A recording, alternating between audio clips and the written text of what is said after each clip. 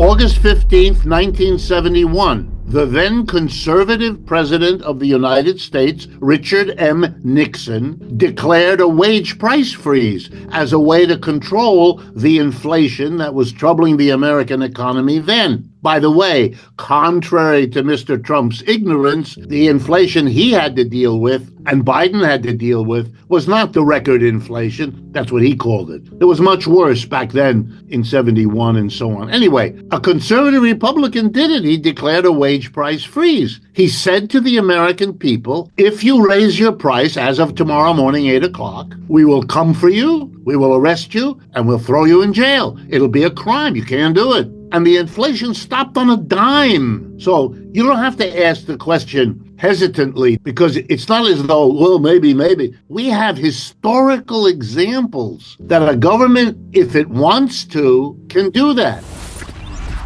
European governments have done it over and over again. It's called an incomes policy, but it's basically the same idea. And here's its root and why people should think about it. According to the U.S. Census, 3% of Americans are employers. The other 97% of us are not. The person who sets a price, who raises it, lowers it, keeps it the same, that's an employer. Employees don't do that. So if prices are going up, it's because employers make the decision to raise them. And they hate the fact that they're responsible. So they have come up with an army of people, including economists like me, to come up with a lot of noise to give people the idea is somebody else. Get angry at the Federal Reserve. Get angry at the Chinese or whatever you want, whatever scapegoat you can find. But if you want to control inflation, the first thing to do is to understand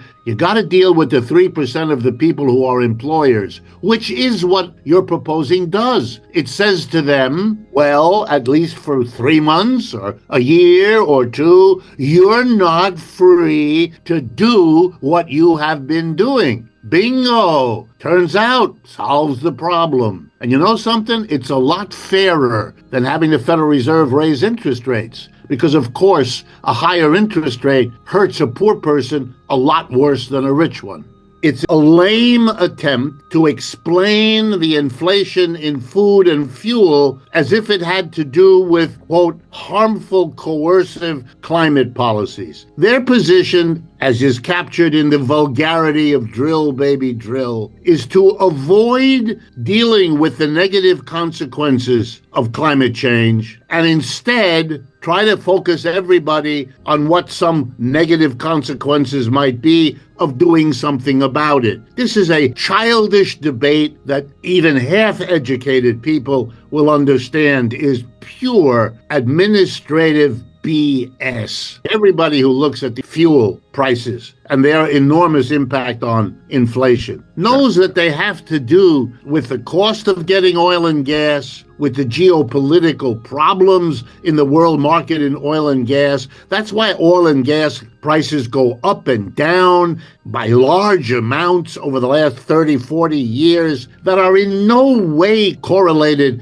with this or that climate policy. That's just junk. For example, the cost of fuel in the last few years is overwhelmingly a result of a political decision made by the United States government and supported by all these people, namely to impose sanctions on Russia, which is one of the top 3 producers of oil and gas in the world. You shut off Europe as a market for oil and gas because Russian oil and gas had enabled the European economy to be successful over the last 30 years. If you shut off Europe, you are plunging the energy markets of the world into turmoil, which it did. And it drove the price of oil and gas crazy. And it produced a devastating inflation in Europe. It had nothing to do with climate. This is silly. And by the way, when did the market calm down? When the BRICS demonstrated their power by having China and India turn around and buy from Russia the oil and gas that Europe stopped. The whole strategy of bringing the war in Ukraine to an end was thereby defeated, bringing Russia to its knees. That's a quote from President Biden. Yes. Became the pipe dream that we now see it all was, because he didn't understand that in the New World economy, the power of the United States and its allies isn't what it was. So no, none of this is interesting. Lower the cost of housing. Now, how exactly are you going to do that? What are you talking about? This is just fluff.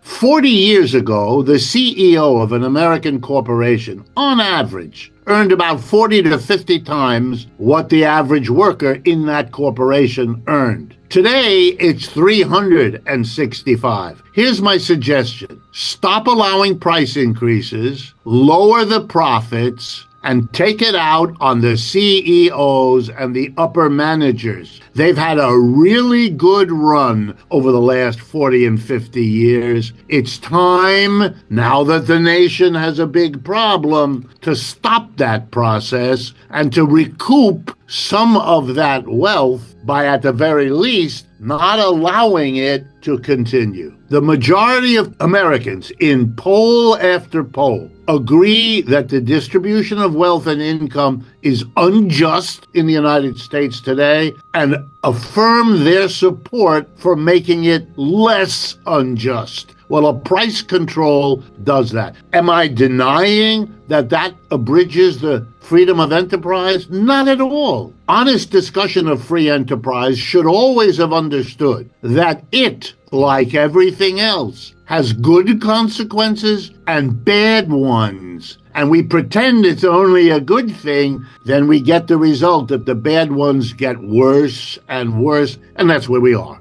The United States has been the senior party to an alliance between the United States and Israel for pretty much the last 50 years. Arrangement is this: the United States provides them with a military security blanket to be the most powerful military in the Middle East, and provides them with the funds to keep alive a small country like that. 7 million Jewish people, 7 million Arab people could not survive without the funding of the United States. Now, in exchange, Israel has been the point person. They've been active to make sure that the Middle East oil keeps flowing where we want it to. They've been active in repressing the forces within the Arab world that are inimical to the United States. Each of them understood they got and they gave to produce it. Okay, that has now changed for two reasons. The long 50-year attempt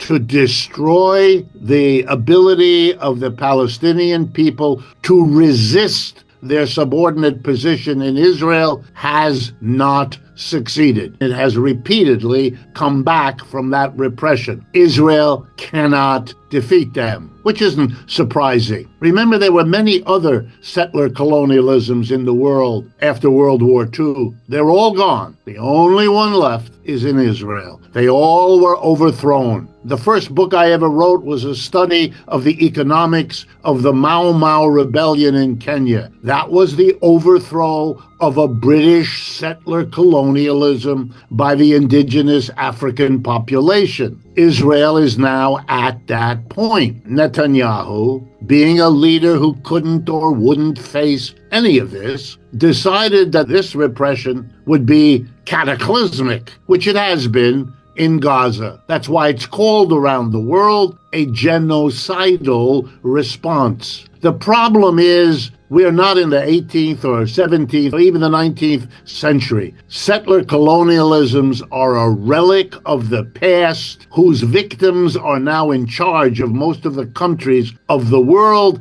and they hate it. And Israel is therefore reviled, isolated, which means the United States, as its funder and military provider, is allied to something that's not good, as all the recent votes in the UN would show you if you dare to look at them. So it's no longer a profitable enterprise for both the United States and Israel. So the new Trump administration told Mr. Netanyahu, we want this to stop, and you are therefore to stop. No more bombing Gaza, which has been the flashpoint. At this point, it's trying to cut its losses. It doesn't gain much. It is no longer being hammered. I mean, my family is partly European. Across every European newspaper, the horror of what Israel has done in Gaza, the destruction of the cities, the killing of people, the arresting of people. I mean, it goes on and on and on. It's front page news, and the opposition of those people and their governments are clear. Oh, they may not say so because they have to pander, but this is not working. It's a way of putting the United States in the worst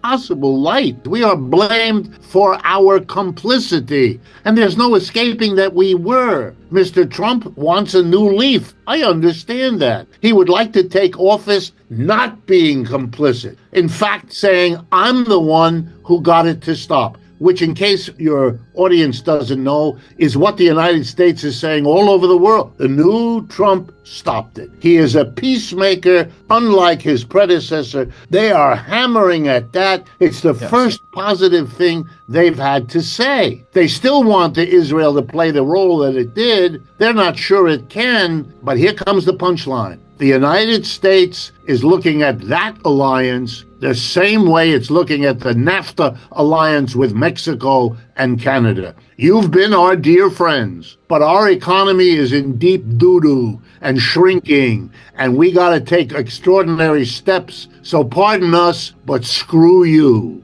Eventually, it's not that the fighting will stop. We're going to have more of that. What's going to happen is a decision that the whole strategy was doomed from the beginning. It has run its horrible course for 50 years. Now it's time to drop it. And all it takes is the commitment politically, just like you and I have been talking, the commitment to free trade, to globalization that we had for 50 years in America has been dropped. Mr. Trump is triumphantly leading us into protectionist nationalism instead. Policies are dropped when they no longer work. That's what happened here with trade. That's what's going to happen, I would argue, in the Middle East. There is one side in Russia versus Ukraine that is dependent on the United States and Western Europe for its economic existence and dependent equally for its military capability. And that's Ukraine. And it will stop resisting Russia